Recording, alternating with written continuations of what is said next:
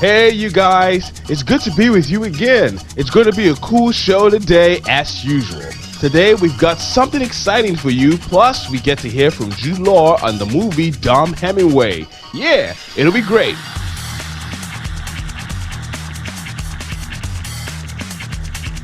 Welcome back to CINEMANIACS, guys. Dom Hemingway, which stars Jude Law, Emilia Clarke, and Richard E. Grant, is about a safe cracker who wants his pay for keeping his mouth shut after 12 years in prison.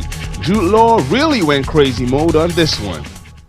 It was just living to excess, and then I talked to a few people about how to just sort of try and bulk out a bit, and it was, eating badly and drinking too much and smoking a lot. I wasn't embarrassed, it was just a case of doing it, I mean there can't be an iota of embarrassment about Dom. I think he wouldn't work otherwise, so we sort of took the bull by the horns. All the predominantly male crew are standing around in anoraks and boots and Uggs and stuff, so you feel really bad. There's one guy of your brethren who's having to walk around there stark naked, so we got through the scene done as quickly as possible. He is astonishing. Not only is he a brilliant actor, every single day he had reams and reams of dialogue. His commitment, a nose piece to make his nostrils stick out, he went at it full scale. Big kudos to Jude for doing that. He's incredibly generous as well. He also knew everybody's name, took people out for dinner. He's just very generous with his time. There's not many people that I've seen do that with the same finesse and diplomacy that he did. I don't like mean people, don't like litter, hate seeing people chuck litter around, because to me that's just disrespectful of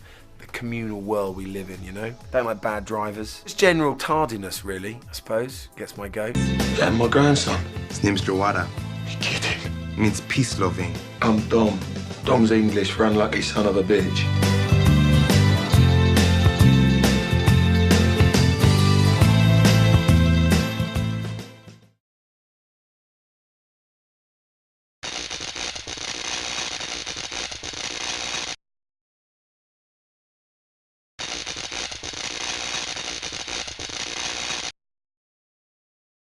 Movie franchises are just cool, aren't they? I mean, just check out the Star Wars and the old Star Trek movies. We love them and we enjoy them until they live their purpose and they just gots to go. Here's some movie franchises we wish Hollywood could just give a break. Scary Movie was totally fresh when we saw the first one. Truly a new kind in the spoof movie genre. What's up? What's up? The Wayans brothers had just done us a huge favor by speaking our minds, dissing all those corny slasher flicks. So how on earth did Scary Movie get so corny too? Well, the answer is they allowed it progress past the first sequel. I mean, Scary Movie 2 was watchable, but parts 3, 4, and 5, they were just horrible. Movie fans shouldn't be put through that kind of horror at all. There's nothing to worry about, it's just... Man, that's a lot of pain. There's really no need to keep pouring out one boring movie after another, which does worse at the box office with each release. A spoof movie is actually supposed to be funny, guys, not fall off my seat boring garbage. Shall we have a foot race? A particular movie franchise which currently makes me want to throw up is the one, the only, Resident Evil. Our romance with this video game adaptation on the big screen also started well enough. We enjoyed seeing Alice kicking zombie butt all over the place. It was really cool. It was scary, but cool. Then came Resident Evil Apocalypse. It was cool, and Nemesis happened to scare the bejeebies out of us. Then came the not so necessary Extinction, which was not so cool in a way, but I enjoyed all the action and the fact that it might have been the last in the franchise. I was totally wrong when the pile of crap called Resident Evil Afterlife was released. This movie turned out to be the worst movie I saw that year. Seriously. As pointless and as unnecessary as it was, it surprisingly led to a fifth part, Retribution. Honestly, it seemed like the Retribution was targeted at the viewers. Really? The makers of this now abominable franchise need to give it a rest.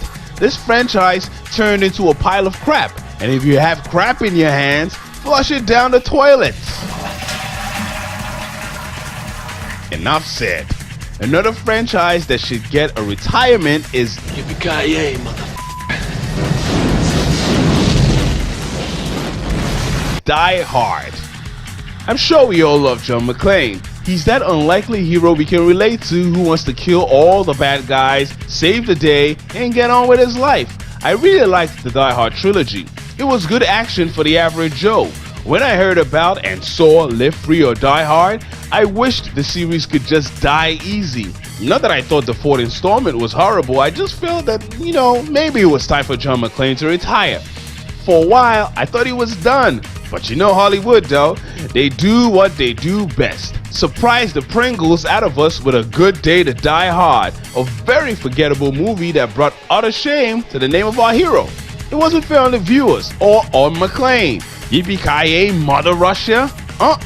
John McClane just went around at this point like an American who had gone missing in Russia. Not cool.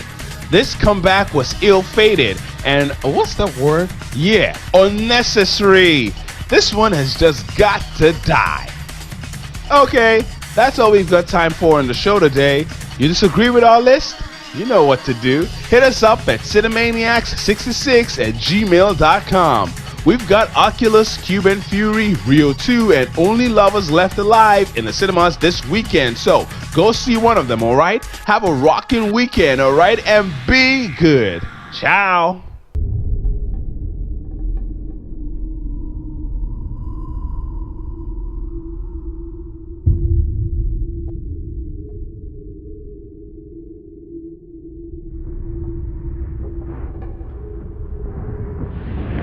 See the mirror hanging there. Face of silver, frame of black. Oculus of glass, I stare. I can feel you staring back.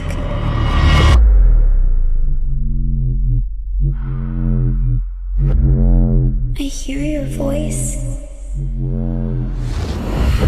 Believe your lies.